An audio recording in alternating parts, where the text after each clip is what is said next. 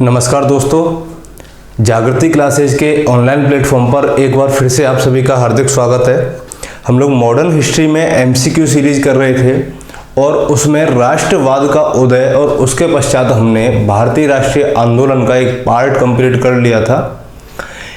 अब इस सीरीज में उस आंदोलन से संबंधित जितने भी और महत्वपूर्ण प्रश्न हो सकते हैं वो इस सीरीज में कंप्लीट करेंगे।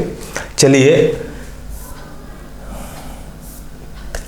तो आप लोगों को चलते चलते में एक सवाल दिया गया था। बहुत सारे विद्यार्थी इस प्रश्न का उत्तर भेजते हैं, बहुत सारे नहीं भेजते हैं जो उदासीन प्रवृत्ति के हैं। आप कोशिश कीजिए कि ज़्यादा से ज़्यादा आप अपना आंसर हमारे पास तक भेजें, जिससे हमें पता चले कि आप किस तरीके से इस चीज़ को टेक कर रहे हैं। ठीक है, तो हमारा पहला प्रश्न था कि बंग भंग विरोधी आंदोलन का प्रारंभ किस स्थिति से हुआ था, यानी कि बंगाल विभाजन के विरोध में जो आंदोलन हुआ था उस आंदोलन का प्रारंभ जो है वो किस स्थिति से हुआ था। ऑप्शन ए 20 जुलाई 1905, ऑप्शन बी 7 अगस्त 1905, 16 अक्टूबर 1905 या 7 नवंबर 1905। तो हमें इसमें से बताना है कि बंग भंग विरोधी आंदोलन कब शुरू हुआ। अब हमें सबसे पहले ये जानना है कि बंग भंग विरोधी आंदोलन शुरू हुआ ही क्यों था। ठीक है, तो देखिए, बंगाल में उस समय जितनी भी क्रांतिकारी घटनाएं घटती थी तो बंगाल उस समय राष्ट्रवाद का वो चरम बिंदु था जहां से पूरे भारत में क्रांतिकारियों को नियंत्रित किया जाता था, यानी कि बंगाल उस समय का क्रांतिकारियों का गढ़ माना जाता था। लॉर्ड कर्जन ने अपनी दूरदर्शिता दिखाई और बंगाल का विभाजन कर दिया, और उसी बंगाल के विभाजन के विरोध में क्या हुआ, बंग भंग विरोधी आंदोलन हुआ। 20 जुलाई 1905 को लॉर्ड कर्जन ने बंगाल के विभाजन की घोषणा की और तुरंत इसके बाद में 7 अगस्त 1905 कलकत्ता में एक स्थान है टाउन हॉल, यहां पर क्रांतिकारियों की बैठक हुई और इसी क्रांतिकारियों की बैठक में स्वदेशी आंदोलन की घोषणा की गई, जहां बहिष्कार का प्रस्ताव पारित किया गया।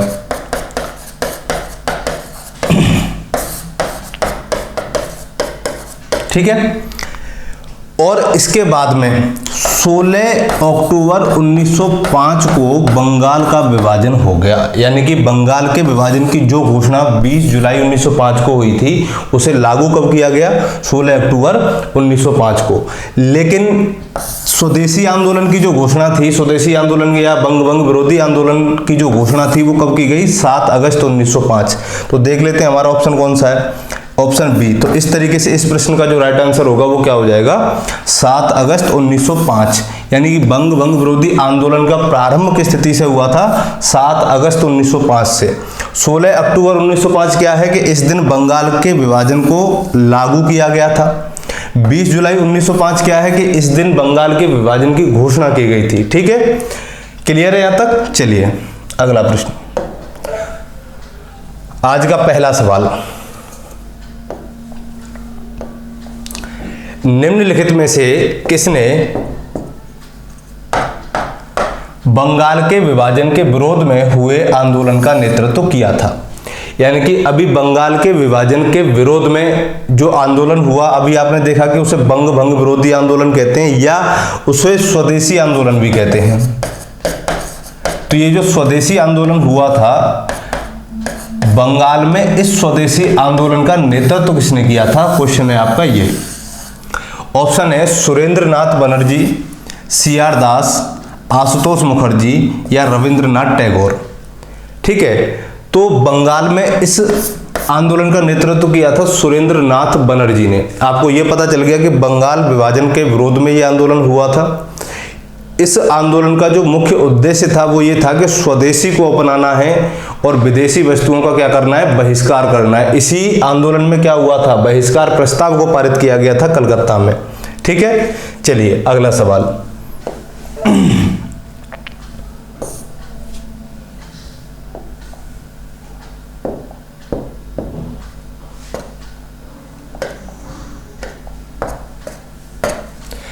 बंगाल में ब्रिटेन की वस्तुओं के बहिष्कार का सुझाव सर्वप्रथम किसने दिया था। यानी कि जो स्वदेशी आंदोलन भारत में हुआ था, इसमें बंगाल से जो वस्तुएं आ रही थी भारत में, उन वस्तुओं के बहिष्कार का जो सुझाव था वो पहली बार किस व्यक्ति ने दिया था इनमें से? तो ऑप्शन है आपका अरविंद घोष ने, कृष्ण कुमार मित्र ने, मोतीलाल घोष ने या सतीश चंद्र मुखर्जी ने।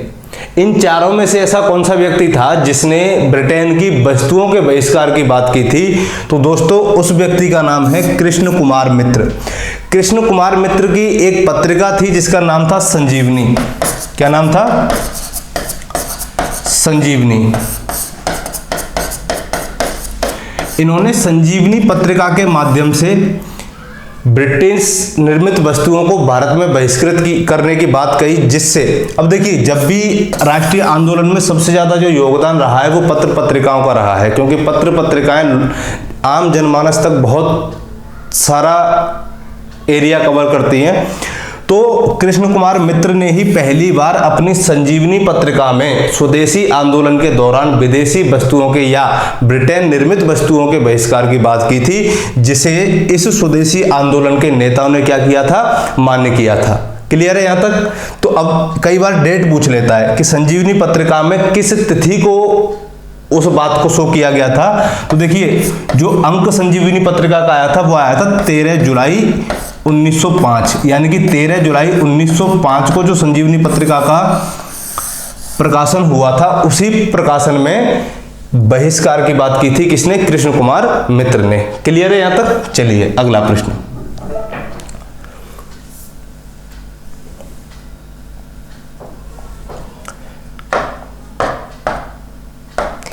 बंगाल का विभाजन मुख्यतः किया गया, देखिए हिंदुओं और मुसलमानों को विभाजित करने के लिए, प्रशासनिक सुविधा के लिए, बंगाली राष्ट्रवाद की वृद्धि को दुर्बल करने के लिए, बंगाल के विकास के लिए। अब देखिए अंग्रेज भारत में आए थे, अंग्रेज बिल्कुल नहीं चाहते थे कि भारत में राष्ट्रवाद की जो भावना है वो प्रबल होती चली जाए। ठीक है, अंग्रेजों ने या लॉर्ड कर्जन ने जो बंगाल के विभाजन के पीछे जो तर्क दिया वो ये दिया था कि बंगाल की जनसंख्या जो है वो बहुत ज़्यादा है और इतनी बड़ी जनसंख्या पर एक प्रशासनिक नियंत्रण स्थापित नहीं किया जा सकता, इसलिए बंगाल को प्रशासनिक दृष्टिकोण से क्या किया जा रहा है? विभाजित किया जा रहा है। तो लॉर्ड कर्जन के अनुसार तो किसकी वजह से किया गया था? प्रशासन की वजह से, यानी कि प्रशासन चलाना वहां मुश्किल हो गया था, इसीलिए बंगाल को 2 भागों में बांट दिया। लेकिन उनका जो मुख्य उद्देश्य था, जो उसमें छुपा हुआ उद्देश्य था, वो ये था कि बंगाल उस समय का सबसे बड़ा गढ़ माना जाता था क्रांतिकारियों का, और उस गढ़ को समाप्त करने के लिए अंग्रेजों ने क्या किया? लॉर्ड कर्जन ने बंगाल का विभाजन कर दिया। तो इस तरीके से इस प्रश्न का जो राइट आंसर होगा वो क्या होगा कि बंगाली राष्ट्रवाद की वृद्धि को दुर्बल करने के लिए लॉर्ड कर्जन ने 1905 में बंगाल का विभाजन कर दिया। ठीक है, उस समय कई बार सवाल यह भी पूछा जा सकता है कि जब बंगाल का विभाजन हुआ था उस समय गवर्नर कौन था? तो उस समय गवर्नर जनरल कौन था? Lord Curzon. कई सवाल बनते हैं बंगाल के विभाजन से कि गवर्नर जनरल कौन था, कब हुआ था, उद्देश्य क्या था, नेता कौन थे, कहां हुआ था। ठीक है, चलिए अगला प्रश्न।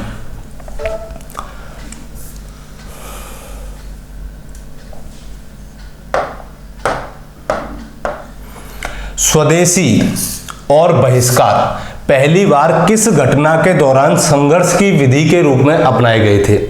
तो जहां स्वदेशी वस्तुओं को अपनाना और विदेशी वस्तुओं का बहिष्कार करना, ये बंगाल के विभाजन के दौरान ही सामने आए थे। तो इस तरीके से इसका जो राइट आंसर होगा वो क्या हो जाएगा? बंगाल विभाजन के विरुद्ध हुए आंदोलन में, अर्थात इस आंदोलन का नाम क्या था? स्वदेशी आंदोलन में। अगर ऑप्शन में आंदोलनों के नाम आ जाए इस तरीके से नहीं आए तो आंसर क्या होगा हमारा? स्वदेशी आंदोलन हो जाएगा। क्लियर है? होम रूल आंदोलन 1916 की बात है, ये असहयोग आंदोलन 20 में हुआ था, 22 में, ये 28 में आया था। तो बंगाल विभाजन से इनका कोई मतलब नहीं है। तो स्वदेशी और बहिष्कार की बात जहां की जाए कि स्वदेशी और बहिष्कार किस आंदोलन के प्रमुख अंग थे या तत्व थे, तो वो स्वदेशी आंदोलन के तत्व थे या बंग विरोधी आंदोलन के तत्व थे। क्लियर है? चलिए अगला प्रश्न।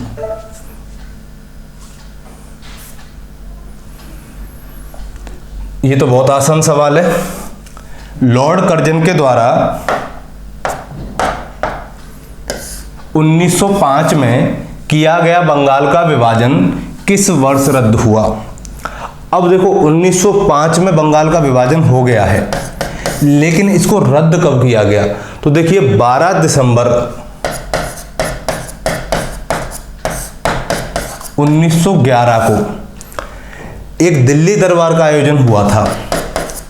किसका आयोजन हुआ था? दिल्ली दरबार का आयोजन हुआ था, और इस दिल्ली दरबार में अंग्रेजों के एक सम्राट थे जॉर्ज पंचम,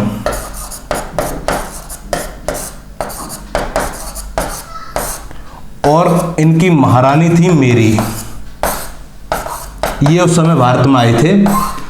तो दिल्ली दरबार में 12 दिसंबर 1911 को जो बंगाल विभाजन हुआ था उसको रद्द किया गया, और रद्द करने के बाद में इसी तिथि को बंगाल से, यानी कि बंगाल के जो विभाजन था उसको क्या किया गया? रद्द किया गया। दूसरी चीज, बंगाल को एक नए प्रांत के रूप में पुनर्गठित किया गया था, और उस बंगाल से असम राज्य को अलग निकाल दिया गया, असम के साथ साथ बिहार और उड़ीसा को। यानी कि अभी तक जो बिहार और उड़ीसा जिस बंगाल के हिस्सा थे, इनको क्या कर दिया गया? अलग कर दिया गया, और इसके साथ साथ ही असम को भी एक स्वतंत्र राज्य के रूप में इन्होंने क्या कर दी? मान्यता दे दी। 12 दिसंबर को दो चीजें घटित हुई थी। एक तो बंगाल का विभाजन रद्द किया गया था, दूसरा अभी तक जो भारत की राजधानी थी 1911 तक, यानी कि 1911 तक भारत की जो राजधानी थी वो कलकत्ता थी। लेकिन 12 दिसंबर को जो घटना घटित हुई, इस घटना में अपनी राजधानी अंग्रेजों ने दिल्ली से, कलकत्ता से कहां ट्रांसफर कर ली? दिल्ली में। ठीक है, तो ये प्रश्न पूछा जाता है राजधानी का कि 1911 से पहले भारत की राजधानी कहाँ थी? तो कलकत्ता। 1911 के बाद में भारत की राजधानी क्या बनी? नई दिल्ली, दिल्ली, जो अभी तक बनी हुई है। एक प्रश्न ये भी पूछा जा सकता है कि एक दिन के लिए किस शहर को भारत की आपातकालीन राजधानी के रूप में स्थापित किया गया था, या एक दिन के लिए भारत का कौन सा शहर भारत की राजधानी बना था? तो उसका नाम है इलाहाबाद, जिसे वर्तमान में प्रयागराज के नाम से जानते हैं। ठीक है, तो इलाहाबाद जो है वो भारत की राजधानी एक दिन के लिए रहा है। ठीक, कलकत्ता 1911 तक भारत की राजधानी रहा है, और दिल्ली अभी तक भारत की राजधानी है। क्लियर है यहां तक? तो बंगाल के विभाजन को कब रद्द किया गया था? 1911 को। अगर तिथि पूछी जाती है तो 12 दिसंबर 1911 को बंगाल के विभाजन को रद्द किया गया। कौन था उस समय ब्रिटेन का सम्राट? कौन था? जॉर्ज पंचम। महारानी कौन थी? मेरी। ये पूछा जा सकता है कि कौन से दरबार में बंगाल विभाजन को रद्द किया गया? दिल्ली दरबार में। ठीक है, तो ये सारे पॉइंट इसमें इंपॉर्टेंट हैं। अगला प्रश्न,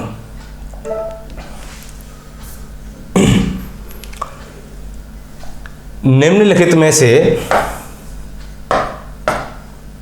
किसने स्वदेशी आंदोलन का नेतृत्व दिल्ली में किया था? ठीक है, यानी कि सुरेंद्रनाथ बनर्जी ने तो इस आंदोलन का नेतृत्व कहां पे किया था?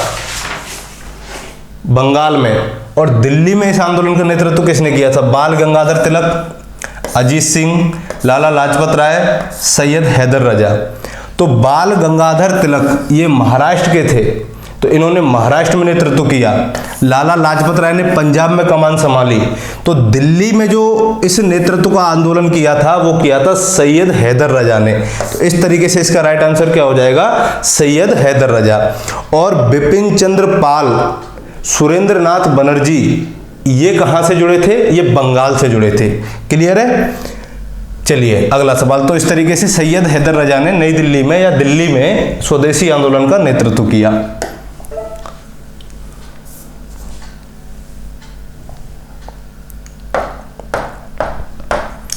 निम्नांकित में से किस आंदोलन के दौरान वंदे मातरम भारतीय राष्ट्रीय आंदोलन का शीर्षक बना? यानी कि वंदे मातरम, तो पहले तो यही समझ लें कि वंदे मातरम है क्या। तो देखिए वंदे मातरम जो है वो बंकिम चंद्र चटर्जी की रचना है।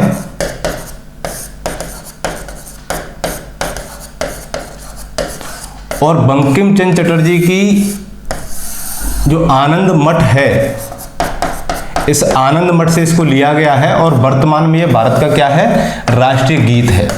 लेकिन राष्ट्रीय गीत बनने से पहले पहले एक आंदोलन ऐसा हुआ भारत में जिसने इस राष्ट्रीय गीत को या इस गीत को भारत का राष्ट्रीय गान बना दिया था। बच्चे बच्चे के मुंह पर ये गाना उस समय गुनगुनाया करता था और इसी वंदे मातरम की ध्वनि कह लीजिए या कुछ भी बोल लीजिए, जिसकी वजह से उस समय का जो युवा वर्ग था वो इस आंदोलन से बहुत जोरदार तरीके से जुड़ा हुआ था।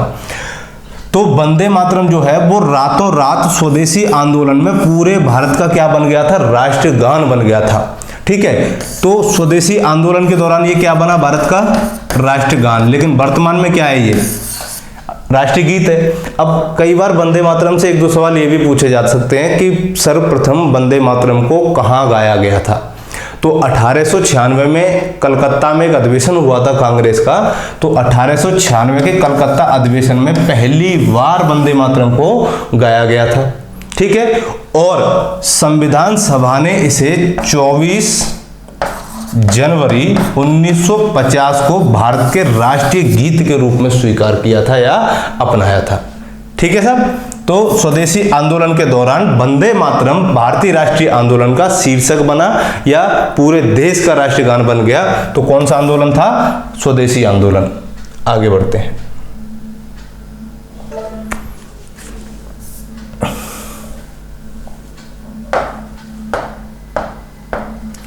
भारत की प्राचीन परंपराओं को पुनर्जीवित करने के लिए एक Indian society of oriental art की स्थापना की थी। अब देखिए, भारत में जो कला एवं संस्कृति के लिए उस समय अंग्रेजों ने ज़्यादा भारत की प्राचीन कलाओं पर ध्यान ही नहीं दिया। ठीक है, वो जो भी चाहते थे वो चाहते थे कि जितना भी यूरोपीय साहित्य, जितनी यूरोपीय कला है उसी का प्रचार प्रसार भारत में हो। लेकिन 19 स्वदेशी आंदोलन के दौरान भारतीय लोगों पर या ये कहें कि क्रांतिकारियों पर या उनसे जुड़े हुए लोगों पर अपनी प्राचीन विद्याओं को पुनर्जीवित करने के लिए बहुत गहरा असर पड़ा और इसी के चलते हुए एक सोसाइटी स्थापित की गई थी, Indian society of oriental art. इसकी स्थापना की थी अवनींद्रनाथ टैगोर ने 1907 में।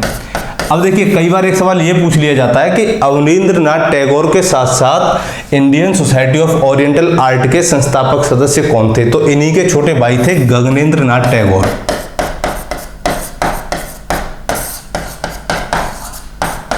तो गगनेंद्रनाथ टैगोर और अवनींद्रनाथ टैगोर ने क्या किया था, Indian society of oriental art की स्थापना की थी बंगाल में। कहां पर की थी, बंगाल में।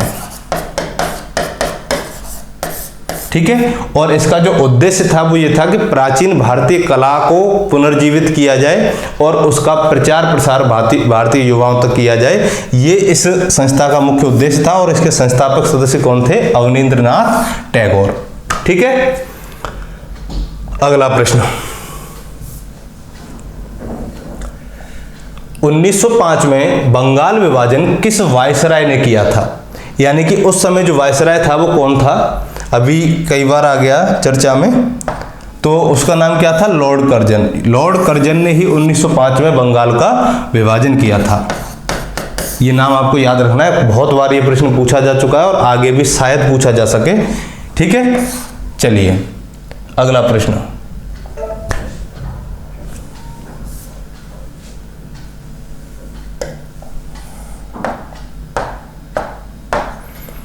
भारतीय राष्ट्रीय कांग्रेस के 1905 के बनारस अधिवेशन का अध्यक्ष कौन था। ऑप्शन ए सुरेंद्रनाथ बनर्जी, फिरोज शाह मेहता, गोपाल कृष्ण गोखले, दिनसा बाचा। यानी कि 1905 में कांग्रेस का अधिवेशन हुआ था बनारस में, और बनारस में जो अधिवेशन हुआ था इसके अध्यक्ष थे गोपाल कृष्ण गोखले।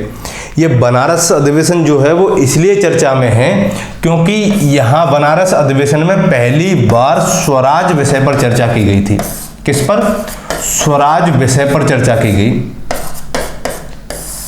अब एक सवाल यहीं पर और आता है कि स्वराज शब्द को सबसे पहले किस अधिवेशन के दौरान गढ़ा गया। अब यहां कंफ्यूजन रहता है कि 1905 अगर ऑप्शन में रहता है तो बनारस अधिवेशन लगाना पड़ता है, 1906 का भी कलकत्ता अधिवेशन उसमें ऑप्शन में आ जाता है, तो उसमें से राइट आंसर क्या होगा। तो देखिए स्वराज विषय पर अगर बात की जाए कि केवल विषय के रूप में स्वराज पर जब पहली बार चर्चा हुई थी वो बनारस अधिवेशन में हुई थी 1905 में, और उसके जो अध्यक्ष थे वो गोपाल कृष्ण गोखले थे। जब प्रश्न ये पूछा जाए कि प्रॉपर स्वराज शब्द किस अधिवेशन के दौरान गढ़ा गया, तो दादा भाई नेरोजी ने 1906 के कलकत्ता अधिवेशन के दौरान पहली बार स्वराज विषय शब्द पर अलग से चर्चा की थी। और कई सारे एग्जाम में जब ऑप्शन में 1905 और 1906 दोनों आ जाए तब हमें क्या लगाना है, अब कंफ्यूजन ये रहता है। तो सबसे पहले अगर पूछा जाए तो हमें बनारस अधिवेशन 1905 लगाना है। अगर कलकत्ता अधिवेशन दे रखा है, बनारस अधिवेशन नहीं है, तो 1906 का कलकत्ता अधिवेशन ही सही होगा। क्लियर है?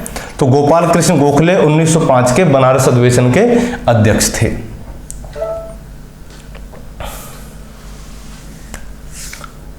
अब देखो वही सवाल जो अभी मैं आपको बता रहा था कि कांग्रेस के मंच से भारतीय राष्ट्रीय कांग्रेस के किस अधिवेशन में प्रथम बार स्वराज शब्द व्यक्त किया गया? बनारस अधिवेशन 1905, कलकत्ता अधिवेशन 1905, सूरत अधिवेशन 1907, या इनमें से कोई नहीं। अब ये सवाल देखना है कि स्वराज विषय पर पहली बार चर्चा किस में हो रही है? बनारस अधिवेशन में हो रही है। इसकी अध्यक्षता किसने की थी? गोपाल कृष्ण गोखले ने की। कलकत्ता अधिवेशन 1906 में हो रहा है, तो दादा भाई नेरोजी ने यहां पर स्वराज को पेश किया था। ठीक है, सूरत अधिवेशन का इससे कोई संबंध नहीं है क्योंकि सूरत अधिवेशन में कांग्रेस का पहला विभाजन हो गया था। बात आ रही है इन दोनों में से। तो अभी मैंने बताया था कि जब दोनों एक साथ आते हैं तब राइट आंसर क्या होगा? बनारस अधिवेशन होगा। अगर बनारस अधिवेशन ऑप्शन में नहीं और केवल कलकत्ता अधिवेशन दिया हुआ है तब 1906 का कलकत्ता अधिवेशन इसमें सही माना जाएगा। ठीक है, तो देखिए दादा भाई नेरोजी तो लगातार 1904 से स्वराज की बात कर रहे थे। कई बार ये सवाल पूछा जाता है कि भारत में ऐसा कौन सा नेता था जिसने लगातार स्वराज की बात की थी? तो लगातार स्वराज की बात 1904 में इन्होंने किसमें की थी? फिर 1905 के बनारस अधिवेशन में भी इन्होंने ये बात कही। फिर इस पर विस्तृत रूप से पूरे कांग्रेस पार्टी में चर्चा भी हुई। फिर 1906 में फिर कांग्रेस के मंच से स्वराज की बात उठी। तो लगातार इसकी चर्चा करने वाले जो व्यक्ति हैं उसका नाम क्या है? दादा भाई नौरोजी।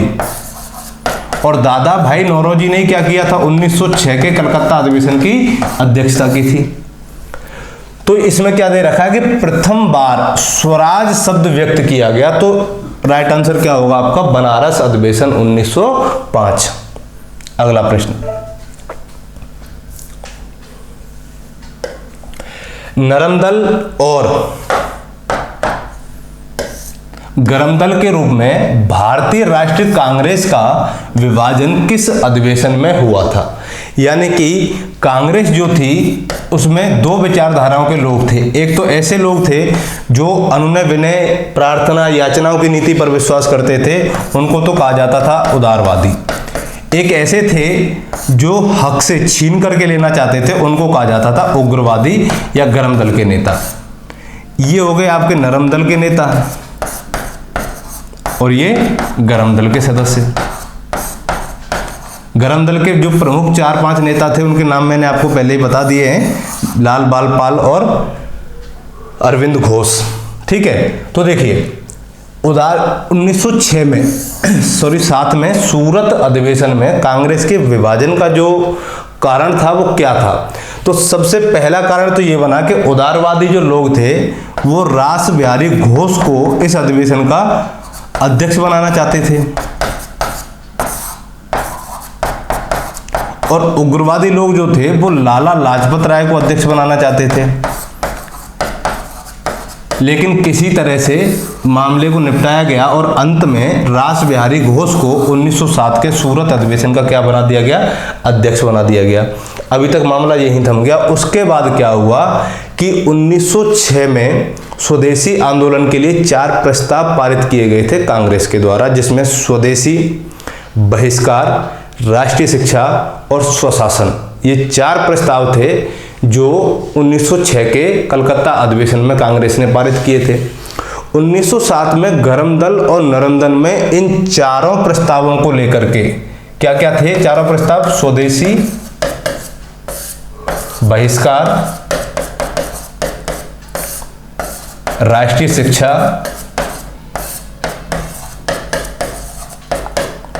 और स्वशासन,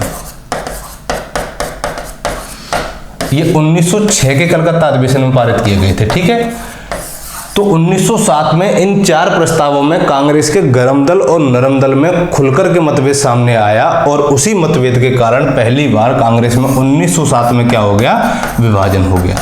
यही कांग्रेस का पहला विभाजन माना जाता है, जिसे सूरत अधिवेशन या सूरत विभाजन के नाम से भी जाना जाता है। क्लियर है? चलिए अगला सवाल। 1907 के भारतीय राष्ट्रीय कांग्रेस के सूरत अधिवेशन के अध्यक्ष कौन थे? तो अभी आपको बताया था कि अंत में नरम दल के लोगों ने रास बिहारी घोष को क्या कर दिया, सूरत अधिवेशन का अध्यक्ष नियुक्त कर दिया। लाला लाजपत राय अध्यक्ष पद पर नहीं चुने गए इस साल, तो रास बिहारी घोष 1907 के सूरत अधिवेशन के क्या थे, कांग्रेस के अध्यक्ष थे। अगला सवाल, निम्नलिखित में से किसने ऑल इंडिया मुस्लिम लीग की स्थापना की थी? Option A Sir Syed Ahmad Khan, Sir Mohammad Iqbal, Aga Khan, Nawab Salimullah Khan. तो मुस्लिम लीग, तो देखिए 1906 में मुस्लिमों का एक शिष्टमंडल शिमला में गया और वहां पर अंग्रेजों से मिला। तो जब वहां वो अंग्रेजों से मिले, उसके मिलने के बाद वो जो शिष्टमंडल था अंग्रेजों का, वो आगा खान के नेतृत्व में गया था शिमला। किसके नेतृत्व में गया था? आगा खान के नेतृत्व में। उसके तुरंत बाद में ढाका में मुस्लिम लोगों की क्या हुई, मीटिंग हुई, बैठक हुई, और उस समय जो ढाका के नवाब थे वो थे सलीमुल्लाह। इनका दूसरा नाम है हबीबुल्लाह। इनको हबीबुल्लाह या सलीमुल्लाह भी कहा जाता है। तो हबीबुल्लाह ने क्या किया था 1906 में? 1906 में मुस्लिम लीग की स्थापना कहां पर की?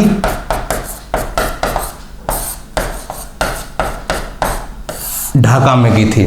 कब की थी? 1906 में की थी। ढाका का नवाब कौन था? सलीमुल्लाह। किसने की थी? सलीमुल्लाह ने की थी। बाद में 1907 में इसका प्रथम अधिवेशन हुआ था कहां पर? कराची में। यह सवाल पूछा जाता है। जैसे कांग्रेस के अधिवेशन हुए थे उसी तरीके से मुस्लिम लीग के भी अधिवेशन हुए थे। तो मुस्लिम लीग का जो प्रथम अधिवेशन हुआ था वो 1907 में हुआ था। और कहां पर हुआ था? कराची में। इसका अगला अधिवेशन हुआ था 1908 में अमृतसर में।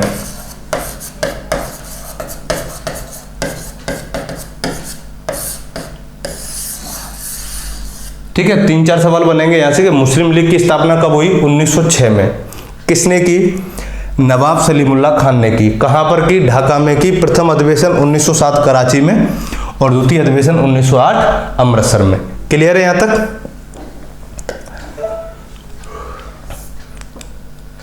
अब देखिए अगला प्रश्न है 1907 में मुस्लिम लीग का वार्षिक अधिवेशन, ये आया हुआ प्रश्न है। मुस्लिम लीग का वार्षिक अधिवेशन कहां हुआ था? तो 1907 में मुस्लिम लीग का जो वार्षिक अधिवेशन हुआ था वो कराची में हुआ था। ढाका में 1906 में क्या हुई थी? स्थापना। कराची में 1907 में क्या हुआ था?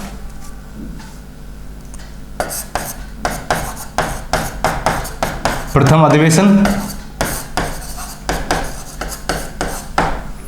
अलीगढ़ से कोई मतलब नहीं है, लखनऊ से भी कोई मतलब नहीं है इसका। ठीक है, चलिए तो इसका राइट आंसर क्या होगा? कराची हो जाएगा। ठीक है, अब ये आप लोगों के लिए चलते चलते में एक सवाल है कि 1912 में जब राजधानी कलकत्ता से दिल्ली लाई गई, उस समय भारत का वायसराय कौन था? आपको यह प्रश्न बताना है, जिसमें ऑप्शन है Lord Mayo, Lord Lawrence, Lord Minto, Lord Harding. ठीक है, जल्दी से अपने सारे आंसर कमेंट बॉक्स में भेजिए। तब तक के लिए मस्त रहिए, व्यस्त रहिए। थैंक यू, धन्यवाद।